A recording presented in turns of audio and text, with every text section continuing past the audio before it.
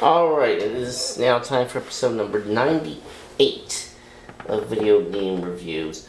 And, again, we're going to cap this series off at 100 episodes. We're going to end it after the 100th episode because I'm honestly getting pretty tired of doing this series. But, fortunately, there's only 2 left after this and then we'll be done with it.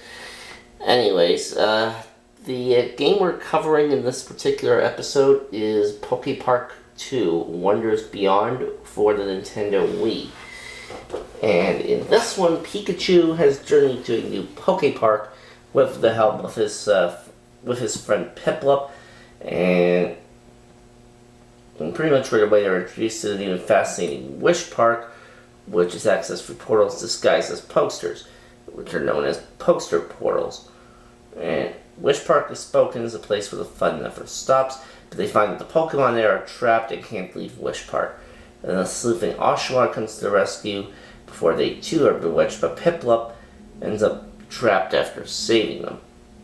And then after coming back to the Cove area, Oshawott and Pikachu to solve the case and save the trapped Pokemon.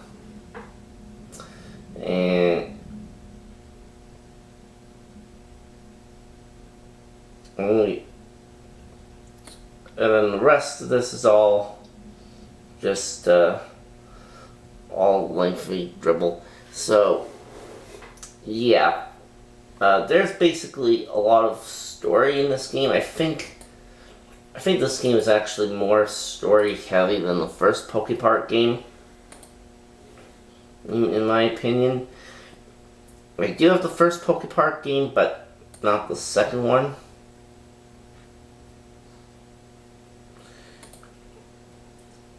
And now the first Pokepark game, that didn't have multiplayer capabilities, but this one does.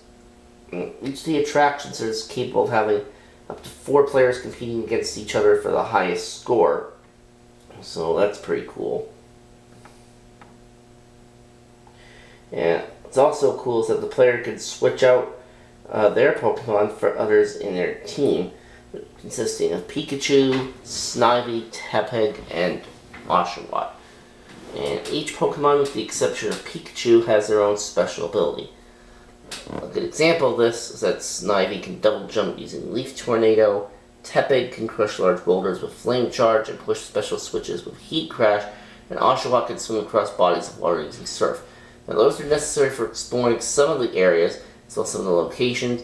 Player Pokemon, however, can't be swapped out during a skill game or in specific areas, like areas with fixed camera where Pokemon is within talking distance. The player can also call upon other Pokemon when battling when their health has depleted a great amount, and the Pokemon are the only Pokemon found in the respective area and tend to be chosen at random. Now, this game takes place in a new region, which is also called the Pokepark, but it's got new areas. The Cove area, the Arbor area, the Crag area, the Tech area, and the Arcane area. There's also a new park, which is the Wish Park. Each area is governed by an area keeper, except for Arcane area.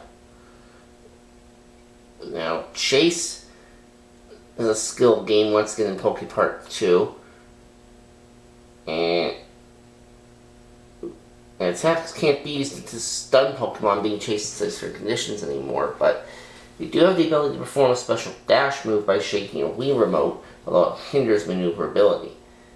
And also, while taking a quiz with Pokemon like Oddish, Pokemon asks you questions about the area as well as its Pokemon, and if you correctly answer all the questions, you then befriend that Pokemon.